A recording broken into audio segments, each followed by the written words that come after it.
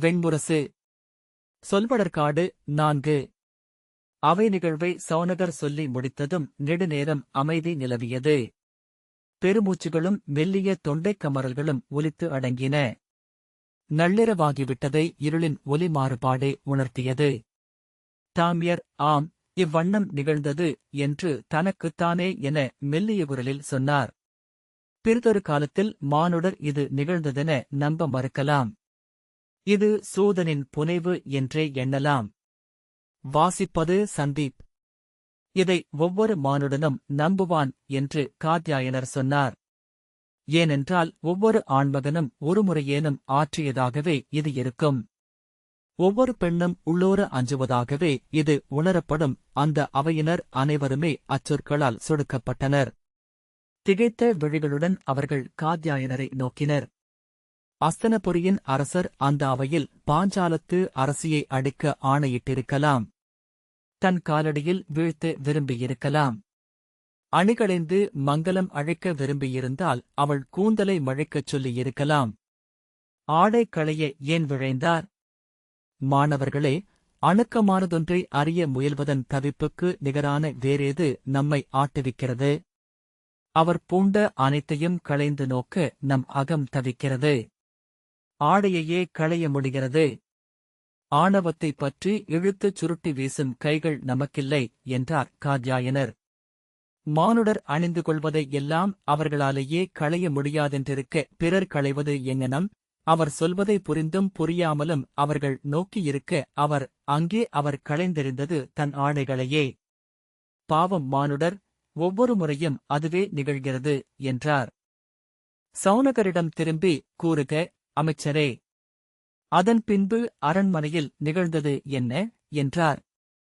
சௌனகர் தலைவணங்கி அவை கலைந்து கொந்தளித்துக் கொண்டிருந்ததைக் கண்டேன். எடைமிக்க தலை கொண்டவர்கள் போல வெளியே சென்றவர்கள் மெல்ல ஓசையிடத் தொடங்கினர். அரசவையில் குடி ஒருவனின் குரல் எழுவது முறையல்ல என்றே வாளாவிருந்தேன். குடிமூத்தோர் ஒருவர் எழுந்திருந்தால் என் வாளை உருவியிருப்பேன் என்று ஒரு வீரன் சொன்னான். ஆம், முதியவர்கள் அறம் மறந்தனர், இளையோரை அவர்கள் தங்கள் செயலின்மையால் கட்டிப் போட்டனர் என இன்னொருவன் சொன்னான். மிக விரைவிலேயே ஒவ்வொருவரும் அப்பழியை பிறிதொருவர் மேல் சுமத்திவிட்டனர். 1000 கோணங்களில் ஆராய்ந்து தாங்கள் வெளியேறும் வழியை கண்டுபிடித்தனர். இந்த அவை முன் அன்னையின் கண்ணீர் விழுந்தது. அருக நகர் மக்களே, கண்ணீர் விழுந்த மாளிகைகளின் அடித்தளம் மட்கத் தொடங்கிவிட்டது என்று ஒரு சூதன் பாடினான். ஆம், அழியட்டும் பழுசுமந்த இப்பெருநகரம் என அவனுடன் இணைந்து ஓர் இளைஞன் கூவினான். எவனோ ஒருவன் பன்னிருப கணைக்களத்தின் வாயிலில் கட்டப்பட்ட பட்டுப்பாவட்டாவை இழுத்துப் பறித்து சுருட்டி வீசினான். அதைக் கண்டு இன்னும் சிலர் ஓடிச் சென்று அங்கிருந்த கொடிகளை பிடுங்கி வீசலாயினர். சற்று நேரத்தில் அங்கிருந்த இளைஞர்கள் அனைவரும் கொடிகளையும் பட்டுத்திரைகளையும் அணியாடைகளையும் தோரணங்களையும் பிடுங்கி வீசத் தொடங்கினர். படைவீரர்கள் வெறுமனே நோக்கி நின்றனர். வாளாவிருப்பதனூடாக அவர்களும் அதில் பங்கு கொண்டனர். அதனூடாக கழுவாய் தேடிக்கொண்ட நிறைவை அடைந்தனர். அவை முற்றத்தின் பெரிய அணிப்பந்தலின் மூங்கில் தூண்கள் முறியும் ஒலியைக் கேட்டேன். மரப்பட்டைக் கூரை பிளக்கும் ஒலிகள் எழுந்தன. உருமியபடி முனகியபடி அது சரிந்து பறந்து விழுந்தது. வெறிகொண்டவர்கள் போல மக்கள் அதை பிடுங்கி வீசினர். சிம்புகளையும் பட்டைகளையும் தூக்கி மாளிகை மேலும் அரண்மனை முற்றத்திலும் வீசினர். அரச முத்திரைகள் அனைத்தும் பிடுங்கி வீசப்பட்டன. எங்கோ எவரோ ஒரு காந்தார வீரனைக் கோலால் அடித்து வீழ்த்தினார்கள். அவன் கூச்சலிட காந்தாரப்படையினர் அவன் உதவிக்கு வந்தனர். காந்தாரர்கள், அவ்விழிமகன்களால் அழிந்தது நம் தொல்நகரம் என ஒரு குரல் எழுந்தது. பெருங்கூட்டம் காந்தாரர்களுக்காக திரும்பியது. காந்தாரர்களுக்குரிய வெண்சதி நிறத்துடனிருந்த அத்தனை வீரர்களும் இழுத்துப் போடப்பட்டு அடிக்கப்பட்டனர். குருதி வழிய பலர் தப்பி ஓடினர். பின்னர் அறிந்தேன் மூவர் கொல்லப்பட்டதாக. குருதிமணம் அவர்களை வெறிகொள்ளச் செய்தது. பசுங்குருதியை அள்ளி கைகளிலும் முகத்திலும் பூசிக்கொண்ட மக்கள் வெறிநடனமிட்டனர். காந்தாரப்படையினர் ஓடி அரண்மனைகளுக்குள் புகுந்து கொண்டனர். மேற்குக் காவல் நிலை அவர்களின் படையிடமிருந்தமையால் அவர்கள் கூட்டமாக மேற்கே குவிந்து படைக்கலம் ஏந்தினர். காந்தாரத்தின் கொடியுடன் அவர்கள் வாள்களையும் வேல்களையும் தூக்கிக் கூச்சலிட்டபடி அங்கே அணிதிரண்டனர். ஆகவே கூட்டம் கடைவீதி நோக்கிச் சென்றது. காந்தாரத்து வணிகர்களின் கணைகள் அனைத்தும் உடைத்து சூறையாடப்பட்டன. பொருட்களை அள்ளி வீசி வணிகர்களை அடித்து குருதி வழிய தூக்கி வீசினர். நகரமே கட்டின்மை நோக்கி சென்று கொண்டிருந்ததைக் கண்டேன்.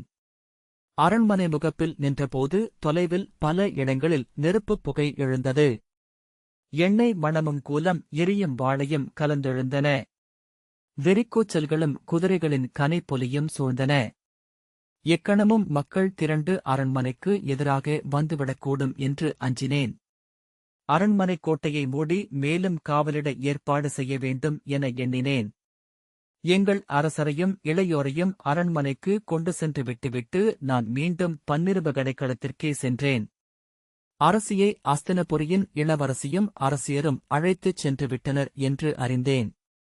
விதுரர் எங்கு சென்றார் என்று வினவியபோது அவரை பேரரசரின் தூதன் அழைத்ததாக அறிந்தேன். பேரரசரின் மாளிகை நோக்கி சென்றபோது வழியிலேயே அவரைக் கண்டேன். சிற்றமைச்சர் கனகரிடம் ஆணைகளை பிறப்பித்துக் கொண்டு நின்றிருந்தார். என்னைக் கண்டதும் சினத்தால் சுருங்கிய முகத்துடன் நோக்கி, உங்களுக்கு இங்கு என்ன அலுவல், இந்திரபிரஸ்தத்தின் அமைச்சரே என்றார். நான் அஸ்தினபுரியின் பேரரசரைக் காண விழைகிறேன். இத்தருணத்தில் இந்திரபிரஸ்தத்தின் அரசரும் இளையோரும் இங்கு வர முடியாது. ஏதேனும் சொல்வதற்கிருந்தது என்றால் என்னிடமே அவற்றை பேரரசர் சொல்லி அனுப்பலாம் என்றேன். ஆம், அதுவும் நல்லதே, வருக என்று விதுரர் என்னையும் உடனழைத்துக் கொண்டு இடைநாழியில் நடந்தார். நடக்க நடக்க அவர் சற்று எளிதானது போல் தோன்றியது. என்னை இந்திரபிரஸ்தத்தின் தரப்பு என்று இங்கே குற்றம் சாட்டுபவர் சிலர் உள்ளனர். இத்தருணத்தில் நான் அவ்வண்ணமே பேச வேண்டியிருக்கிறது. எனக்கு வேறு வழியேதும் இல்லை என்றார். நான் அவரிடம் நகர் பற்றிய என் அச்சங்களை சொன்னேன். அவர் புன்னகைத்து, அவர்கள் அறியாது ஒரு நாடகத்தையே ஆடிக்கொண்டிருக்கிறார்கள் என்றார். அவர்கள் மேற்கே செல்லாது வணிகர்களை நோக்கிச் செல்வதற்குமேல் சான்று தேவையில்லை. போதிய அளவு நடத்திவிட்டதை அவர்களை உணரும்போது இல்லம் வீழ்வார்கள் என்றார். நான் அவரது களைத்த குரலை கேட்டுக்கொண்டு உடன் நடந்தேன். சௌனகரே, இப்போது அவர்களின் உணர்வுகள் எழுந்து கொண்டிருக்கின்றன. பனைகளைக் கொண்டு அவர்களை எதிர்கொண்டால் சில உயிர்கள் விழும். உண்மையில் அவர்கள் விழைவதும் அதையே. ஓரிருவர் இறந்தால் அவர்கள் அந்த பழியுணர்விலிருந்து விடுபடுவர். அக்கொலைகளையும் அரசுமேல் ஏற்றி வசைபாடி உளம் ஆறுவர் என்றார் விதுரர். அவர்களின் உணர்வுகள் இறங்கத் தொடங்கும்போது 10 குதிரை வீரர்கள் வேலுடன் தெருவிலிறங்கினால் போதும், அமைதி மீண்டுவிடும். வீரர்கள் வேல் தாழ்த்தி நிற்கும்படி ஆணையிட்டவன் நானே என்றார். நாங்கள் நடந்து புஷ்பகோஷ்டத்தை அடைந்து பேரரசரின் இசையவை நோக்கி சென்றபோது விதுரர் நீள்மூச்சுடன், இத்தருணத்தில்தான் விப்ரரின் இழப்பை பெரிதாக உணர்கிறேன். அங்கிருக்கும் என் மூத்தவரிடமல்ல, அவர் அருகே குடிகொண்டிருந்த விப்ரரிடம்தான் இதுநாள் வரை நான் பேசிக் கொண்டிருந்ததாக உணர்கிறேன் என்றார். மூத்தவரிடம் என்றுமில்லாத ஊசலாட்டத்தை பார்க்கிறேன். என் இது நாள் வரையிலான வாழ்க்கையில் நானறிந்த பட்டறிவு ஒன்றுண்டு, ஊசலாடும் எதுவும் எதிர்நிலையிலேயே சென்று அமையும் என்றார். அச்சொல்லாட்சி என்னை அதிரச் செய்தது. அது மிகையானது என்று என் சித்தம் சொன்னபோதே அது உண்மை என்று என் உள்ளம் உறுதி செய்தது. நாங்கள் அரசரின் இசையவை முகப்பை அடைந்தபோதே உள்ளே எவரோ இருப்பதை உணர்ந்தோம். விதுரர் மெல்லிய குரலில், எவர் என்று கேட்டார். தலை வணங்கிய காவலன் பேரரசி காந்தாரி என்றான். விதுரர், நான் வந்துள்ளதாகச் சென்று சொல் என்றார். நான் தயங்கி, அவ்வண்ணமெனில் நான் பின்னர் மன்னருக்கு முகம் காட்டுகிறேன், இது தருணமல்ல என்றேன். இல்லை, நீங்களும் உடன் வருக என்றார் விதுரர். இது உங்கள் குடிக்குள் நிகழ்வது என்று நான் சொன்னேன். ஆம், ஆகவேதான் நானும் உங்களை அழைக்கிறேன். உணர்வு நிலைகள் எங்கே செல்லுமென என்னால் உய்த்துணர இயலவில்லை. அயலார் ஒருவர் அருகிருப்பது நன்று என்றார்.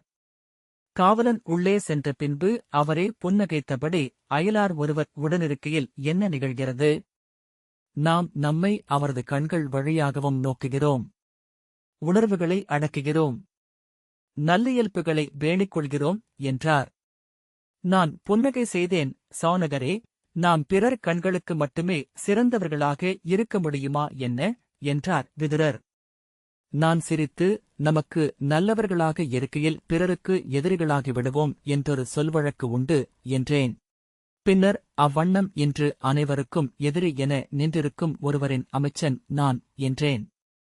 விதுரர் என்னை நோக்கித் திரும்பி, அவ்வண்ணமெனில் உங்கள் அரசர் தம்பியரையும் தேவியையும் வைத்தாடியது பிழையல்ல என்று எண்ணுகிறீர்களா என்றார். பிழையே என்று நான் சொன்னேன். ஆனால் அந்தச் சூதாட்டத்தில் ஒரு கணமேனும் பங்கெடுக்காத எவர் இருந்தார் அந்த அவையில்? ஆடியிருந்தால் அரசர் செய்ததை தானும் செய்திருக்க மாட்டோம் என்று நெஞ்சுக்கு உரைக்கும் துணிவுள்ள எவர் நம்மிடையே உள்ளனர் என்றேன். நமக்காக நாம் ஆடினோம், நம் விழைவுகளுக்காக, நம் இருளுக்காக. பிறருக்காக ஆடினார் என்பதனாலேயே அவர் நம்மை விட ஒரு படி மேலானவரே. ஆகவேதான் அனைத்துப் பழிகளையும் அவர் தோள்மேல் ஏற்றி வைக்க விழைகிறோம். அதை மிக்க மகிழ்வுடன் ஏற்றுக்கொள்பவர் அவர் என்றும் அறிந்திருக்கிறோம் என்றேன். விதுரர் ஒன்றும் சொல்லாமல் பெருமூச்சு விட்டார் என்றார் சௌனகர். குளிர்ந்த பாசிப்பரப்பு போல கால்களை வாங்கிக் கொண்ட மெத்தை தரையில் விதுரருடன் நடந்து செல்லும்போது சௌனகர் அந்த தரையால் என்ன பயன் என்றுதான் எண்ணினார். அது ஓசைகளை குறைத்து விடுகிறதே ஒழிய இல்லாமலாக்குவதில்லை. காலடிகள் முணுமுணுப்பாக ஒலிக்கின்றன. அமைதியில் முணுமுணுப்புகள் முரசொலி போலவே எழக்கூடும். அவர் நினைத்தது உண்மை என்பதைப் போல திருதராஷ்டிரர் காந்தாரி இருவரும் திரும்பிப் பார்த்தனர். தலையைச் சற்று சரித்து காளை போல உரக்க மூச்சுவிட்ட திருதராஷ்டிரர், விதுரா, உன்னை இத்தனை நேரமாக எதிர்பார்த்திருந்தேன் என்றார். விதுரர் ஒன்றும் சொல்லாமல் அருகே சென்று காந்தாரியை நோக்கி, வணங்குகிறேன் அரசி என்றார். காந்தாரி கை தூக்கி அவரை வாழ்த்தினார். என்ன சொல்கிறாய்? என்ன நடந்தது அங்கே என்று திருதராஷ்டிரர் தன் பெருங்கைகளை ஒன்றுடன் ஒன்று அறைந்தபடி கூவினார். தாங்கள் முழுமையாகவே அறிந்திருப்பீர்கள். தாங்கள் அறிந்தவையே நிகழ்ந்தன என்றார் விதுரர். நீ சொல். உன் வாயால் சொல். மூடா, நீயும் அங்கிருந்தாய். உன் மைந்தர் உன் முன் இழிவடைந்தனர். நீ பார்த்து அமர்ந்திருந்தாய் என்று திருதராஷ்டிரர் தொண்டை நரம்புகள் புடைக்க கூவியபடி விதுரரை அள்ளி இறுக்கி கொல்லப் போகிறவர் போல கைகளை விரித்துச் சூழ்ந்தபடி அணுகினார். விதுரர், ஆம், என் மைந்தர். மைந்தர் வடிவில் நாம் நம் கீழ்மையை காண்கிறோம் என்றார். அவன் எப்படி அதை செய்யத் துணிந்தான்? அவனை என் மகன் என்று எண்ணித் தருக்கினேனே. அவன் என் மகனே அல்ல, அவன் என்று திருதராஷ்டிரர் கூவியதை இடைமறித்து காந்தாரி கூறிய குரலில், அவன் உங்கள் மைந்தன். ஆகவேதான் அவ்வாறு செய்தான் என்றாள். அவர் திகைத்து அசைவிழந்த வாயுடன் உறைந்து பின் மீண்டு நடுங்கும் மென்குரலில், என்ன சொல்கிறாய் என்றார். இன்று அவளை அவிழ்ந்த ஆடையுடன் என் மருகியர் அழைத்து வந்தனர். அவள் விம்மும் ஒலியைக் கேட்டபோது அது சம்படையின் குரல் என எண்ணினேன் என்றாள் காந்தாரி. திருதராஷ்டிரர் புரியாதவர் போல தலையை சரித்தபடி நின்றபின் கால் தளர்ந்தவராக திரும்பிச் சென்று அரியணையில் அமர்ந்தார். நடுங்கும் கைகளை ஒன்றன்மேல் ஒன்றென வைத்துக் கொண்டு வலிகொண்ட விலங்கு போல உம்மும் என ஒலி எழுப்பினார். காந்தாரி விதுரரை நோக்கி, அவை நடுவே இழிவு செய்யப்பட்டாள் என் குலக்கொடி. என் மைந்தர்களுக்காக மட்டும் அல்ல, அங்கே இருந்த அத்தனை ஆண்மகன்களுக்காகவும் நாணுகிறேன். அங்கே எழுந்து சென்ற என் குடியின் பெண்கள் அனைவரையும் மாறி மாறி நெஞ்சோடு அணைத்துக் கொண்டு கண்ணீர் விட்டேன் என்றாள். என்ன நிகழ்ந்தது என்றால் என விதுரர் சொல்லத் தொடங்க, என்ன நிகழ்ந்தது? ஓர் அரசியல் நிகழ்வு அல்லவா? அதற்கப்பால் உங்களுக்கு அது எவ்வகையிலேனும் ஒரு பொருட்டா என அவள் மேலெழாத குரலில் கேட்டாள். விதுரர் ஏதோ சொல்ல வாயசைத்தார். எழுந்து சென்று உடைவாளை உருவி அவன் கழுத்தில் பாய்ச்சியிருக்க வேண்டும் உங்கள் பிதாமகர். அந்த அவையில் நாக்கை இழுத்து அறுத்து விழுந்திருக்க வேண்டும் நீர். இனி எத்தனை சொற்களில் எத்தனை அறமுறைத்தாலும் அதன் பொருள் என்ன? வென்றது எந்த அரசியலும் அல்ல, வென்றது ஆண் எனும் கீழ்மை. பெற்று முலையூட்டி வளர்த்து மண்ணில் விட்ட அத்தனை அன்னையருக்கும் 1000 ஆண்டு காலமாக ஆண்கள் இழைக்கும் கீழ்மரம். அவள் கொதிப்புடன் உதடுகளை கடித்தாள். வெண்முகமும் கழுத்தும் தோள்களும் சிவந்து புண்ணானவை போல் தோன்றின. தன்னை அடக்க அவள் முயலந்தோறும் குருதிவிம்மும் கலமென ஆனாள். நீல நரம்புகள் அசைந்த கழுத்தும் இறுகித் துடித்து கன்னங்களுமாக மறுகணம் வெடிக்கப் போவது போல நின்றாள். பின்பு மூச்சின் ஒலியில், என் அரண்மனை முற்றத்தில் இது நிகழ்ந்தது. இதன் பெரும்பழியிலிருந்து ஒரு கணமும் விலகாதிருக்கட்டும் என் கொடிவழிகள். விண்வாழும் காந்தாரத்து பேரன்னையர் இவ்விழுசெயலுக்கு எதை பிழைநிகர் விடுக்கிறார்களோ அனைத்தும் வந்து இங்கு அமையட்டும் என்றாள். விதுரர், பேரரசி, தீச்சொல்லிட வேண்டாம். அவர்கள் உங்கள் மைந்தர் என்று சொல்லி கைநீட்ட அவள் உரக்க, ஆம், இது தீச்சொல்லேதான். காந்தாரத்து பேரன்னையர் சான்றாகுக. ஆரியகோசிகை ஆற்றங்கரையில் அமர்ந்த 6 அன்னையரின் ஆலயத்தின் முன் இப்போது நின்றிருக்கிறது என் உள்ளம். மரு, இருணை, பூர்ணி, காமலை, கிளை, ஆரண்யை. அன்று இவர் கைப்பற்றி அவர்களுக்கு முன் நின்றபோது செம்முகில் போல சுருண்டெழுந்து வந்து மூடி ஆர்ப்பரித்து அன்னையர் சொன்னதென்ன என்று இப்போது புரிகிறது. அன்னையர் முடிவு செய்யட்டும் என்றாள்.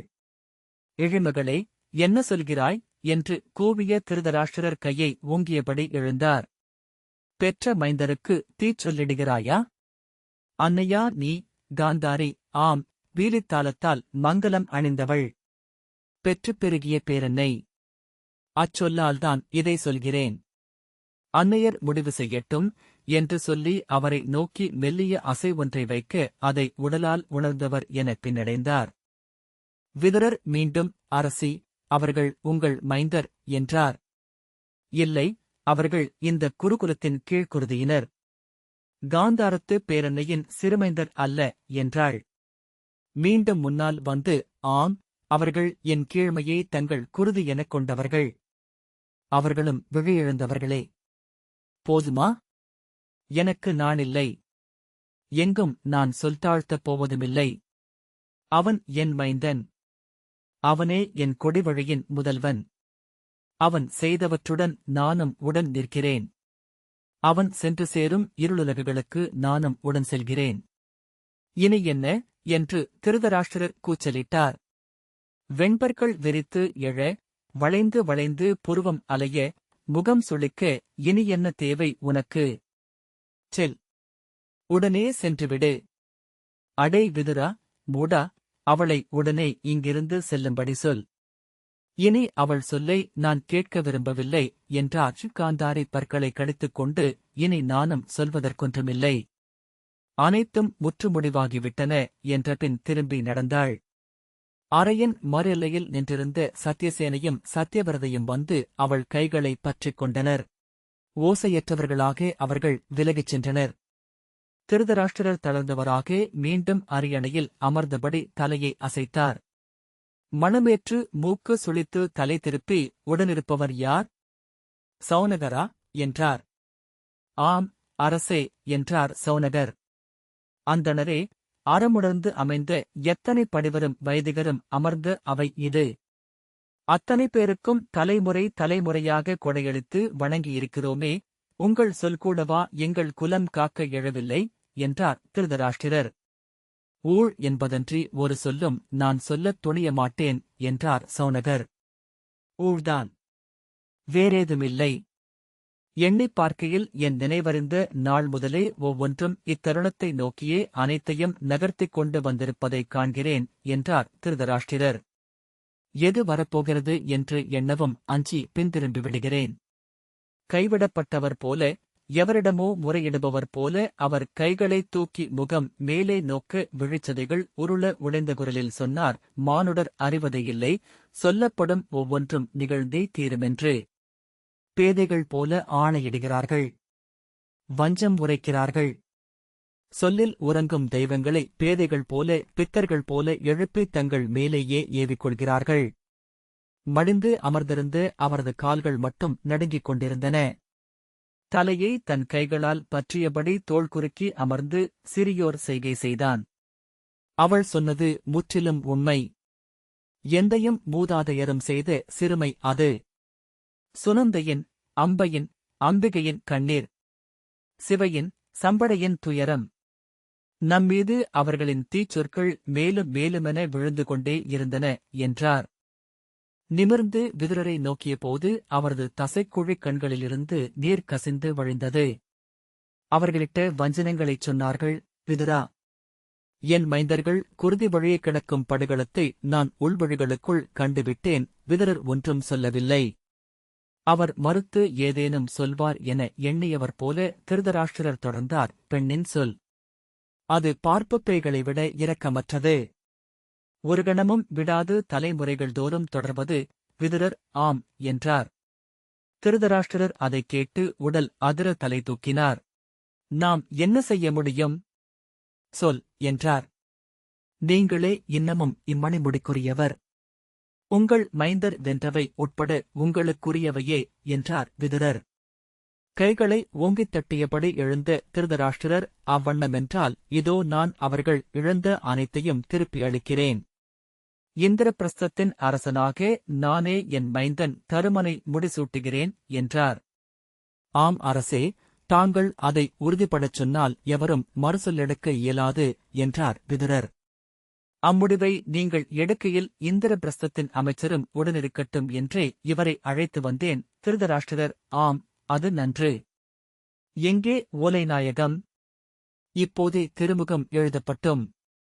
இது என் சொல். இதை மறுசொல்லெடுத்துப் பேசும் எவரும் என் முடிக்கு எதிரிகள் என்றார். அவர் கைகளைத் தட்ட ஏவலன் எட்டிப் பார்த்தான். ஓலைநாயகம் என்றார் விதுரர்.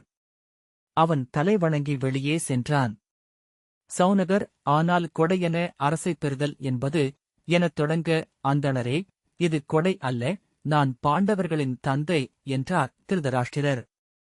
ஆம் என்று